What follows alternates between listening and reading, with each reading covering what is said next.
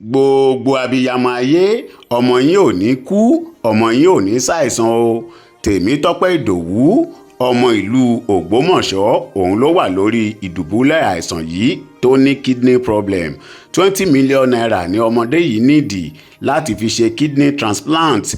Gbogbo ẹ̀yin ọmọ Ògbómọ̀ṣọ́ ní Nàìjíríà àti ní diaspora àti gbogbo ọmọ Nàìjíríà lápapọ̀, ẹ jọ̀ọ́ ẹ bá mi dìde ìrànlọ́wọ́ sí Tọ́pẹ́ o. Nítorí pé kí ni ọ̀pọ̀ ìgbà lọmọdé yìí máa ń rò pé àbí kò ń para òun nítorí pé kò ní bàbá kò ní ìyá. Gbogbo àwọn tí ọmọdé yìí ń pè fún owó pé kán ṣàánú òun wọn ò gbé kọ́ọ̀lù rẹ̀ mọ́. Èyí ló fà á tí ọmọ yìí fi ro àròkàn. Ọlọ́run ni mo fi bẹ̀ yín, ẹ jọ̀ọ́ ẹ má jẹ́ kí Tèmítọ́pẹ́ kó kú o.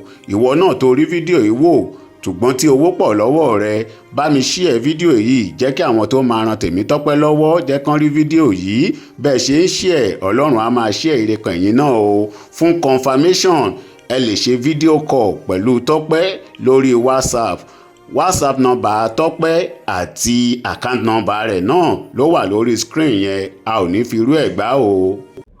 Ẹ ṣàánú mi ẹ̀yin ọmọ Nàìjíríà rere, ẹ ṣàánú mi. Ẹ ṣe sùúrù màmá. Pẹ̀lẹ́ Tọ́pẹ́, máa sunkún, it's okay.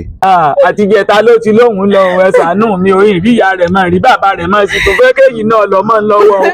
Ẹ ṣàánú mi. Ó yá Tọ́pẹ́ pẹ̀lẹ́. Ẹ ṣàánú mi o. Ọ̀rọ̀ tó wà nílẹ̀ kò ń ṣe ọ̀rọ̀ pé èèyàn fẹ́ parẹ́ o. Gbogbo èèyàn tí mo pè fún dialysis ò gbé kọ́ bí mọ́ mi lé níyà mi ní bàbá kò sówó dialysis. Ẹ̀rọ ata tí grandma tó kú ẹyọkọ̀ inú ẹ̀ wọ́n ti tà ló láti fi lọ fún dialysis. Gbogbo owó pé kí n máa lọ. Lọ wá fẹ́ torí bẹ́ẹ̀ it's okay. Ọlọ́run ṣe tẹ̀ dé, ó ti lóhùn lọ láti jẹta mo ti ń tẹ̀lé kiri. Ìrí ìyá rẹ̀ mọ̀, ìrí bàbá rẹ̀ mọ̀ kí mọ́tò rẹ̀ léyìí náà mọ́. Ẹ ṣàánú mi. Ó yá pé àkáǹtì ẹ kí gbogbo ọmọ Nàìjíríà gbọ́.